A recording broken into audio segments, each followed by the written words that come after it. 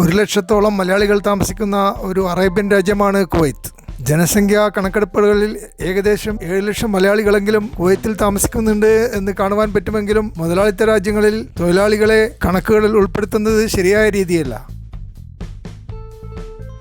മുതലാളിത്തം നടപ്പാക്കിയ രാജ്യങ്ങളിൽ തൊഴിലാളികൾക്ക് പ്രത്യേകമായ ഐഡന്റിറ്റിയോ അധികാരമോ അഭിപ്രായ സ്വാതന്ത്ര്യമോ ഇല്ലാത്തതുകൊണ്ട് അവരെ വെറും തൊഴിലാളികളായി മാത്രമേ കണക്കാക്കുവാൻ പറ്റുകയുള്ളൂ. അങ്ങനെ നോക്കുമ്പോൾ ഏകദേശം 1 ലക്ഷം മലയാളികൾ മാത്രമാണ് കുവൈത്തിൽ താമസിക്കുന്നത്.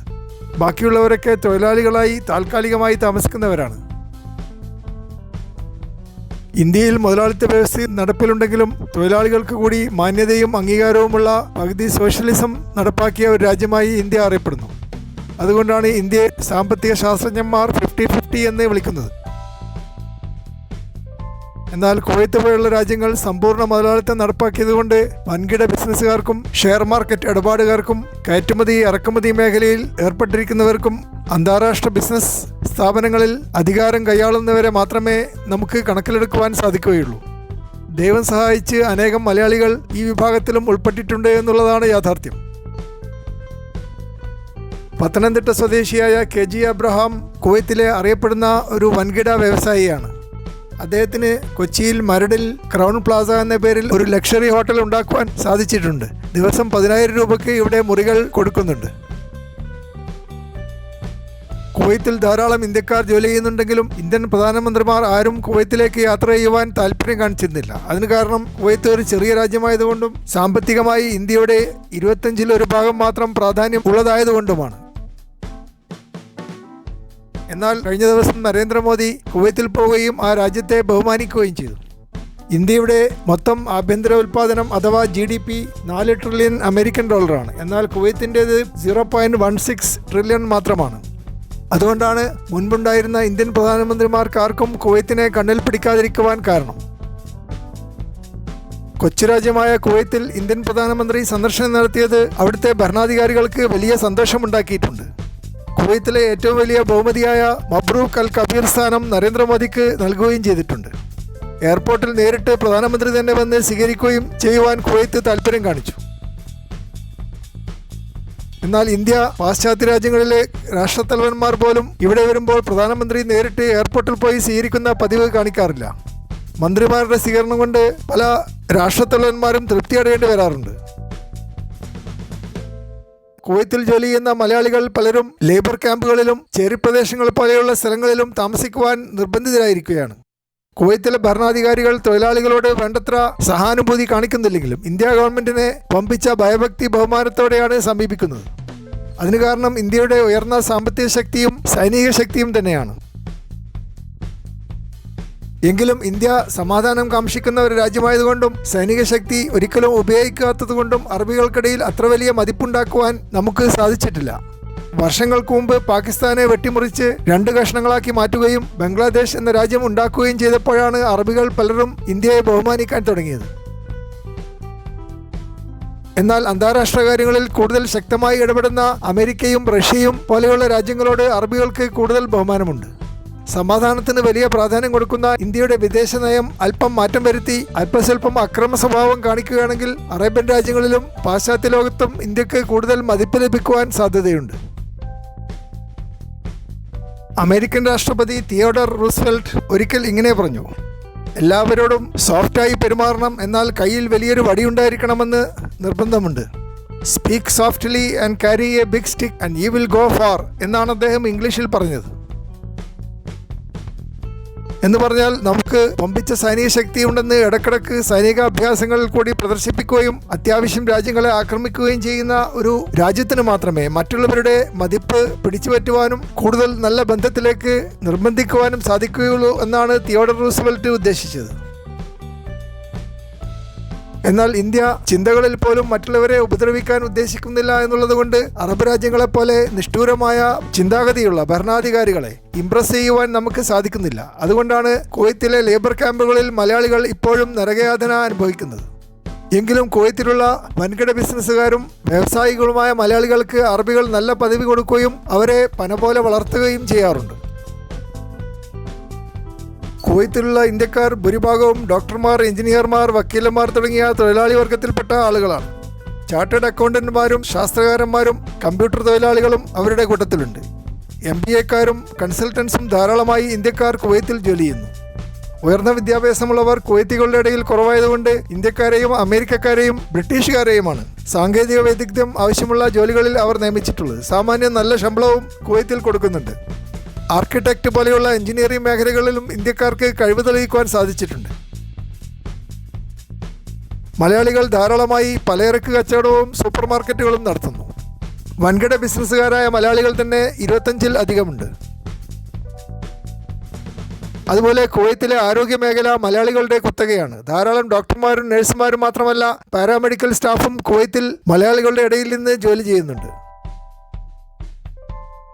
184ഓളം ഇന്ത്യൻ അസോസിയേഷനുകളും കുവൈത്തിൽ പ്രവർത്തിക്കുന്നുണ്ട്. എങ്കിലും കുവൈത്തിലെ വിദേശികൾക്ക് മലയാളത്തിൽ പാട്ടുപാടുവാനും സിനിമക്കാരെ ക്ഷണിച്ച് പരിപാടികൾ നടത്തുവാനുമുള്ള സ്വാതന്ത്ര്യം മാത്രമേ കുവൈത്തിലെ ഗവൺമെൻറ് കൊടുത്തിട്ടുള്ളൂ. തൊഴിൽ മേഖലയിലെ പ്രശ്നങ്ങൾ ചർച്ച ചെയ്യുവാനോ ഉയർന്ന ശമ്പളം ആവശ്യപ്പെടുവാനോ സമരം ചെയ്യുവാനോ കുവൈത്തിലെ മലയാളികൾക്ക് അവകാശമില്ല. പൂർണ്ണമായ മുതലാളിത്തം നടപ്പാക്കിയ കുവൈത്ത് എന്ന രാജ്യം സാധാരണക്കാരുടെ അധ്വാനം കൊണ്ട് സമ്പന്നമാവുന്ന അമേരിക്കൻ ഫിലോസഫിയിൽ വിശ്വസിക്കുന്നു. അതുകൊണ്ടാണ് പല മുസ്ലിം രാജ്യങ്ങളിൽ നടക്കുന്ന പ്രശ്നങ്ങളിലും കുവൈത്ത് ഇടപെടാൻ താല്പര്യം കാണിക്കാത്തതും പ്രധാനപ്പെട്ട തീരുമാനങ്ങളെല്ലാം അമേരിക്കയോട് ആലോചിച്ച് മാത്രം ചെയ്യുന്നതും. അമേരിക്കയുടെ പുതിയ രാഷ്ട്രപതി ഡൊണാൾഡ് ട്രംപ്, രാജാക്കന്മാരുടെ രാജാവായ ഡൊണാൾഡ് ട്രംപ് ജനുവരി 20-ാം തീയതി അധികാരത്തിൽ വരുമ്പോൾ കുവൈത്തിന് എന്തെങ്കിലും കിട്ടുമെന്ന് വിചാരിച്ച് കാത്തിരിക്കുകയാണ് ആ രാജ്യത്തിലെ ഭരണാധികാരികൾ. ഇപ്പോൾ ലോകം മുഴുവൻ മുതലാളിത്തം നിറഞ്ഞു നിൽക്കുന്നതുകൊണ്ട് ഇത്തരത്തിലുള്ള ഒരു സമീപനം മാത്രമേ വിജയിക്കുകയുള്ളൂ എന്ന് കുവൈത്തിലെ ഭരണാധികാരികൾക്ക് നല്ലപോലെ അറിയാം. കുവൈത്തിലെ ഇന്ത്യക്കാർ കൂടുതലും മുസ്ലിങ്ങളാണ്. അതിനു പുറമെ ഹിന്ദുക്കളും സിഖുകാരും ബുദ്ധമത വിശ്വാസികളും ക്രിസ്ത്യാനികളും ഇവിടെയുണ്ട്. കുവൈത്തിലെ ജിലീബ് അൽ ഷിയൂഖ് ഏരിയയിൽ ദക്ഷിണേന്ത്യക്കാർ ധാരാളമായി തിങ്ങിത്താമസിക്കുന്നു. വിമാനത്താവളത്തിന് അടുത്താണ് ജിലീബ് അൽ ഷിയൂഖ് ഏരിയ. ധാരാളം ഈജിപ്ഷ്യൻസും സിറിയക്കാരും ഇവിടെ താമസിക്കുന്നുണ്ട്. ദാവൂദ് ബൊഹ്റ മുസ്ലിങ്ങളെയും ധാരാളമായി ഈ പ്രദേശത്ത് കാണാൻ പറ്റും. മനോഹരമായൊരു പാർക്കും ഇവിടെ ഉണ്ടാക്കിയിട്ടുണ്ട്. ജിലീബ് അൽ ഷിയൂഖ് പ്രദേശത്തിൻ്റെ 4-ാം ബ്ലോക്കിനെ അബ്ബാസിയ എന്ന് വിളിക്കുന്നു. സമ്പന്നരായ കുവൈത്തുകൾ കൂടുതലായി ഇവിടെ താമസിക്കുന്നു. 18ഓളം CBSE സ്കൂളുകളും കുവൈത്തിലുണ്ട്. ഭാരതീയ വിദ്യാഭവനും ഇന്ത്യൻ സെൻട്രൽ സ്കൂളും യുണൈറ്റഡ് ഇന്ത്യൻ സ്കൂളും ഇൻ്റഗ്രേറ്റഡ് ഇന്ത്യൻ സ്കൂളും കുവൈത്ത് ഇന്ത്യൻ സ്കൂളും ഇവിടെയുണ്ട്. അതുപോലെ കുവൈത്തിലെ ഫർവാനിയ പ്രദേശത്തും ധാരാളം മലയാളികൾ താമസിക്കുന്നു. ഈ പ്രദേശത്തിൻ്റെ പടിഞ്ഞാറ് ഭാഗത്തു കൂടി ഗസാലി എക്സ്പ്രസ് വേ കടന്നു പോകുന്നു. ഇവിടെ ഒരു സർവകലാശാലയും പാർക്കുമുണ്ട്. അതുപോലെ മങ്കാഫ് ഏരിയയിലും ധാരാളം മലയാളികൾ താമസിക്കുന്നു. പേർഷ്യൻ കടലിൻ്റെ തീരത്താണ് മങ്കാഫ് ഏരിയ. കുവൈത്ത് നഗരത്തിൻ്റെ തെക്ക് ഭാഗത്താണ് മങ്കാഫ് ഏരിയയുടെ സ്ഥാനം. സമുദ്രതീരത്ത് മനോഹരമായ ഹിൽട്ടൺ റിസോർട്ട് ഇവിടെ സ്ഥാപിച്ചിരിക്കുന്നു. ഇന്ത്യക്കാരും ബംഗ്ലാദേശികളും ഈജിപ്ഷ്യൻസുമാണ് കൂടുതലായി മങ്കാഫ് ഏരിയയിൽ താമസിക്കുന്നത്. അതുപോലെ സൽമിയ ഏരിയ അറിയപ്പെടുന്ന ഒരു റെസിഡൻഷ്യൽ ലൊക്കാലിറ്റിയാണ്. ദക്ഷിണേന്ത്യക്കാർ മാത്രമല്ല ഉത്തരേന്ത്യക്കാരും ഇവിടെ താമസിക്കുന്നുണ്ട്. ഇവിടെ 8 മുതൽ 12 വരെ ബ്ലോക്കുകൾ കൂടുതൽ സൗകര്യങ്ങളുള്ളതായി കാണപ്പെടുന്നു. അക്വേറിയവും സയൻറ്റിഫിക് സെൻറ്ററും ഫുട്ബോൾ സ്റ്റേഡിയവും ജില്ലാ പാസ്പോർട്ട് ഓഫീസും ഇവിടെയുണ്ട്. 5-ാമത്തെ റിംഗ് റോഡിനടുത്ത് ഒരു പാർക്കും ഉണ്ടാക്കിയിരിക്കുന്നു. സൽമിയ സൂക്ക് പോലെയുള്ള വലിയ സൂപ്പർ മാർക്കറ്റുകളും ഇവിടെയുണ്ട്. ക്രിസ്ത്യാനികൾക്ക് പ്രാർത്ഥിക്കാൻ വേണ്ടി ഒരു ചെറിയ ചാപ്പൽ ഇവിടെ ഉണ്ടാക്കിയിട്ടുണ്ട്. മറീന മാളും മറീന വേൾഡ് ഷോപ്പിംഗ് ഡിസ്ട്രിക്റ്റും ഇവിടെ തന്നെയാണ്. ഇവിടെ ഗൾഫ് റോഡിൽ കൂടുതൽ ബിൽഡിങ്ങുകൾ ഉണ്ടാക്കിക്കൊണ്ടിരിക്കുന്നു. സൽമിയ സെൻറ്റർ അറിയപ്പെടുന്ന ഒരു ഷോപ്പിംഗ് സെൻറ്ററാണ്. പഴയകാലത്തെ ഓർമ്മിപ്പിക്കുന്ന ഒരു സൂക്ക് അന്തരീക്ഷമാണ് സൽമിയ സെൻറ്ററിലുള്ളത്. പഴയവും സ്വർണവും ആഭരണങ്ങളും ഇവിടെ ലഭിക്കും. തമീർ ക്രിക്കറ്റ് സ്റ്റേഡിയം ഇവിടെ സ്ഥാപിച്ചിരിക്കുന്നു. മനോഹരമായ 6 മ്യൂസിയങ്ങളുടെ ഒരു കോംപ്ലക്സും ഇവിടെയുണ്ട്. സ്പേസ് മ്യൂസിയവും അറബിക് മ്യൂസിയവും മെഡിക്കൽ മ്യൂസിയവും റോബോട്ടിക് മ്യൂസിയവും നാച്ചുറൽ ഹിസ്റ്ററി മ്യൂസിയവും എർത്ത് മ്യൂസിയവും ഇവിടെയുണ്ട്. ഉയർന്ന വിദ്യാഭ്യാസ സൗകര്യങ്ങളുള്ള ഒരു രാജ്യമായി കുവൈത്ത് അറിയപ്പെടുന്നു. അമേരിക്കൻ യൂണിവേഴ്സിറ്റിയും ഗൾഫ് ഇംഗ്ലീഷ് സ്കൂളും ഫ്രഞ്ച് സ്കൂൾ ഓഫ് കുവൈത്തും അമേരിക്കൻ ഇൻ്റർനാഷണൽ സ്കൂൾ ഓഫ് കുവൈത്തും ഇന്ത്യൻ കമ്മ്യൂണിറ്റി സ്കൂളും ഇവിടെയുണ്ട്. അതുപോലെ ഇന്ത്യൻ ഇംഗ്ലീഷ് അക്കാഡമി സ്കൂളും ഇവിടെ സ്ഥാപിച്ചിരിക്കുന്നു. ഡോൺ ബോസ്കോ അച്ഛന്മാരാണ് ഈ സ്കൂൾ നടത്തുന്നത്. കണ്ണൂർ ജില്ലയിലെ അങ്ങാടിക്കടവിൽ അവർ ഒരു കോളേജ് നടത്തുന്നുണ്ട്. അതുപോലെ മഹബൂല റീജിയൻ ധാരാളം മലയാളികൾ താമസിക്കുന്ന മറ്റൊരു പ്രദേശമാണ്. കുവൈത്ത് സിറ്റിയിൽ നിന്ന് 36 കിലോമീറ്റർ തെക്ക് ഭാഗത്തേക്ക് യാത്ര ചെയ്താൽ മഹബൂല റീജിയനിൽ എത്തിച്ചേരാൻ പറ്റും. കഴിഞ്ഞ 8 വർഷമായി ഇവിടെ ധാരാളം ബിൽഡിങ്ങുകൾ ഉയർന്നു വന്നിട്ടുണ്ട്. കൂടുതലും റെസിഡൻഷ്യൽ പ്രോപ്പർട്ടീസാണ് ഇവിടെ കാണുവാൻ പറ്റുന്നത്. കേരളത്തിൻ്റെ പകുതി വലിപ്പമുള്ള ഒരു കൊച്ചു രാജ്യമാണ് കുവൈത്ത്. രാജ്യത്തിൻ്റെ ഭൂരിഭാഗം മരുഭൂമിയായതുകൊണ്ട് ജനസംഖ്യയുടെ ഭൂരിപക്ഷവും തലസ്ഥാനമായ കുവൈത്ത് സിറ്റിയിലാണ് താമസിക്കുന്നത്. ഇപ്പോഴും ധാരാളം എണ്ണ നിക്ഷേപം കയ്യിലുള്ള ഒരു രാജ്യമായതുകൊണ്ട് കുവൈത്തിന് വമ്പിച്ച സാമ്പത്തിക പ്രാധാന്യമുണ്ട്. എണ്ണയെ പൂർണ്ണമായും ആശ്രയിക്കുന്ന കുവൈത്തിൻ്റെ എക്കണോമി വളരെ അപകടം പിടിച്ച ഒരു ട്രപ്പീസ് കളിയിലാണ് നിലകൊള്ളുന്നത്. കൂടുതൽ ഡൈവേഴ്സിഫൈഡായ ഒരു സാമ്പത്തിക മേഖല കെട്ടിപ്പടുക്കുവാൻ ഇന്ത്യയുടെ സഹായം കുവൈത്ത് ആഗ്രഹിക്കുന്നു. 42 ലക്ഷത്തോളം ആളുകൾ കുവൈത്തിൽ താമസിക്കുന്നു. പകുതിയിലധികവും വിദേശികളാണ്. 45% മാത്രമേ കുവൈത്തുകളുള്ളൂ. ആരോഗ്യമേഖലയെപ്പോലെ തന്ത്രപ്രധാനമായ മേഖലകളിൽ വിദേശ രാജ്യങ്ങളെ ആശ്രയിക്കുന്ന കുവൈത്തിൻ്റെ പോളിസി ആ രാജ്യത്തിന് സ്വതന്ത്രമായ നിലപാടുകൾ എടുക്കുവാൻ സഹായിക്കുന്നില്ല. എങ്കിലും കുവൈത്തികൾക്ക് അത്രയും വിദ്യാഭ്യാസമില്ലാത്തതുകൊണ്ട് വിദേശികളെ ആശ്രയിക്കുകയല്ലാതെ വേറെ മാർഗം ഇല്ല എന്നുള്ളതാണ് യാഥാർത്ഥ്യം. കുവൈത്തിലെ ഫൈലാക്ക ഐലൻഡ് പണ്ട് അലക്സാണ്ടർ ചക്രവർത്തിയുടെ ഒരു ഔട്ട്പോസ്റ്റ് ആയിരുന്നു. ഇവിടെ ഒരു ഗ്രീക്ക് ക്ഷേത്രമുണ്ട്. ടൂറിസ്റ്റുകൾക്ക് യാത്ര ചെയ്യുവാൻ ഫെറി സൗകര്യം ഏർപ്പാടാക്കിയിട്ടുണ്ട്.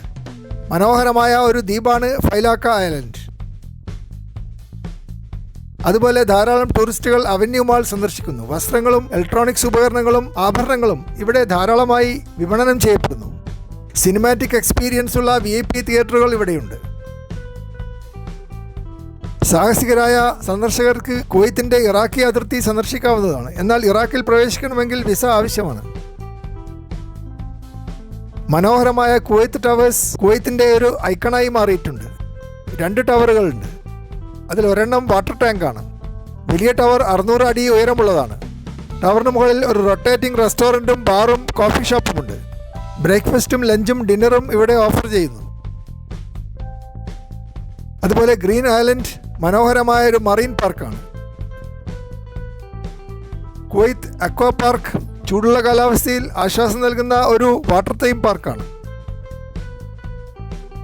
സൂഖ് അൽ മുബാറക്കിയ ഏഷ്യക്കാരെ മാത്രമല്ല യൂറോപ്യൻസിനെ പോലും ആകർഷിക്കുന്ന ഒരു വലിയ സൂപ്പർ മാർക്കറ്റാണ്. കുവൈത്തിലെ സ്ത്രീകൾക്ക് ഉയർന്ന സ്വാതന്ത്ര്യം അനുവദിച്ചു കൊടുത്തിട്ടുണ്ട്. ഹിജാബ് അണിയണമെന്ന് ഇവിടെ നിർബന്ധം പിടിക്കാറില്ല. സൗദി അറേബ്യയെ പോലെ പിന്നോക്കമായ ചിന്താഗതിയുള്ള ആളുകളല്ല കുവൈത്തിലെ ഭരണാധികാരികൾ. ഇന്ത്യക്കാർ ധാരാളമായി ഉള്ളതുകൊണ്ട് ഇന്ത്യൻ റെസ്റ്റോറൻറ്റുകളും എവിടെ നോക്കിയാലും കാണുവാൻ പറ്റും.